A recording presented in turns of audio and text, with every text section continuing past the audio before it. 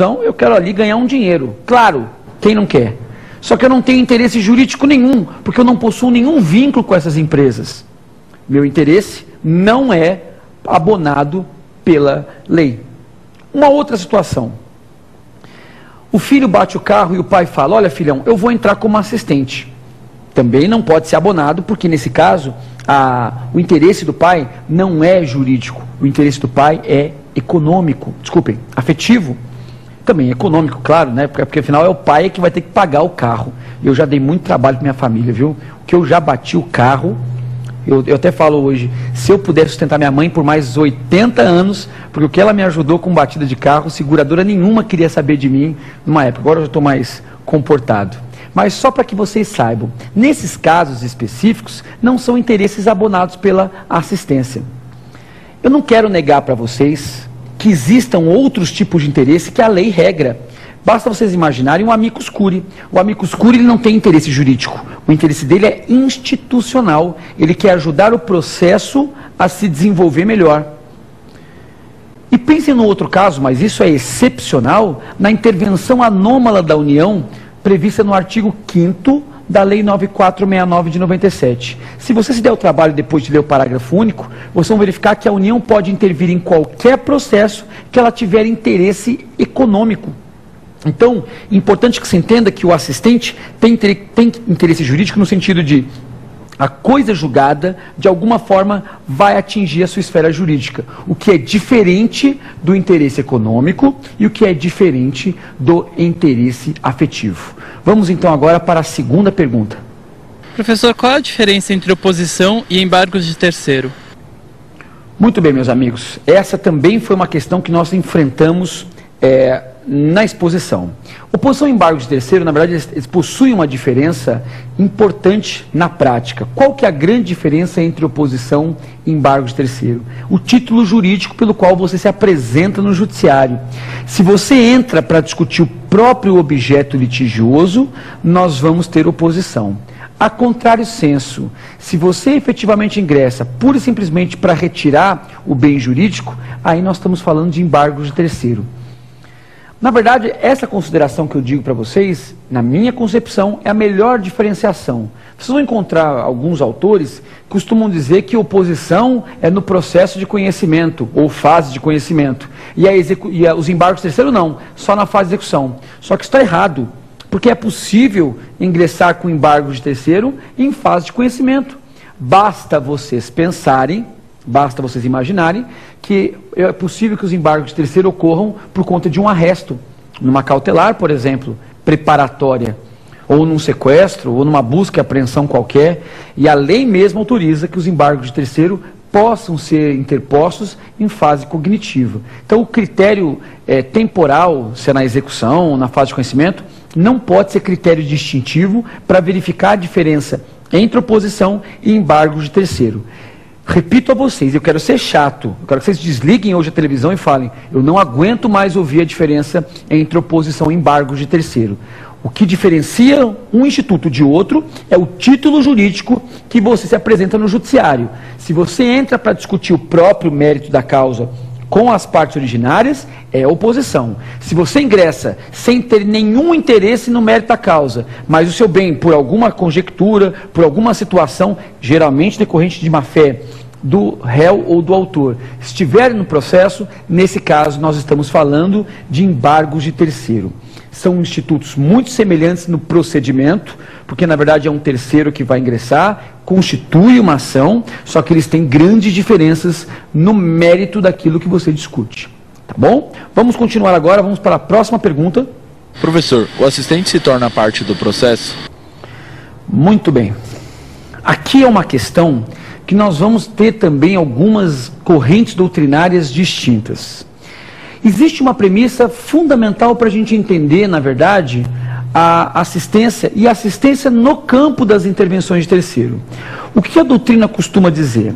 Que o terceiro, quando entra no processo, e vocês lembram no começo da aula, quando a gente falou do Chiovenda, que o Chiovenda estabeleceu uma regra fantástica para dividir o que era parte e o que era terceiro, ele falou o seguinte, está dentro do processo é parte, está fora é terceiro. Então eu, Renato, eu posso ingressar num processo vamos imaginar que eu vou entrar com uma ação de investigação de paternidade contra alguém que não é meu pai. Eu sou parte no processo. Eu sou parte no processo. Ele, o sujeito, também é parte.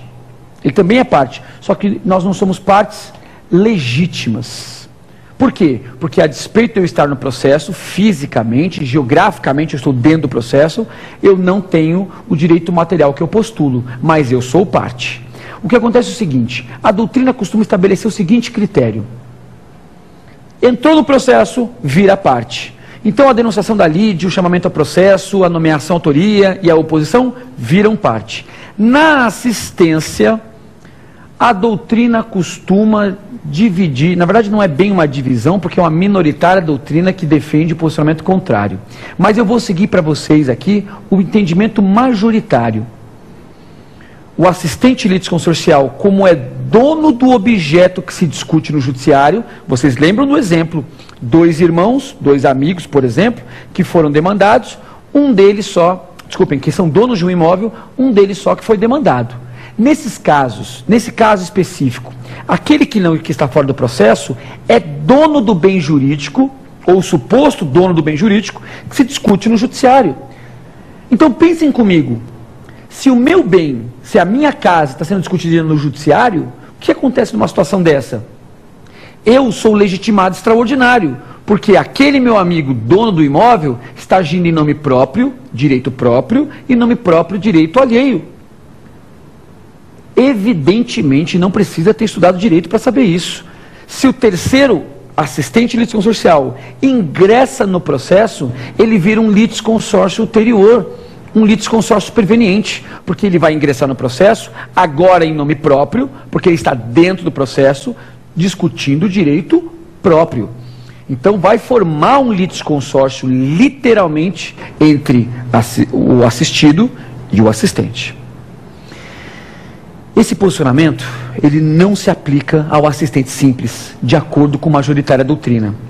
Tanto é que eles costumam chamar essa assistência de assistência ad coadjuvandum. Por quê? Porque ele continua sendo coadjuvante no processo. Se eu ingresso no processo para tutelar direito alheio, mesmo estando litigando, praticando atos de gestão no processo, eu não sou parte.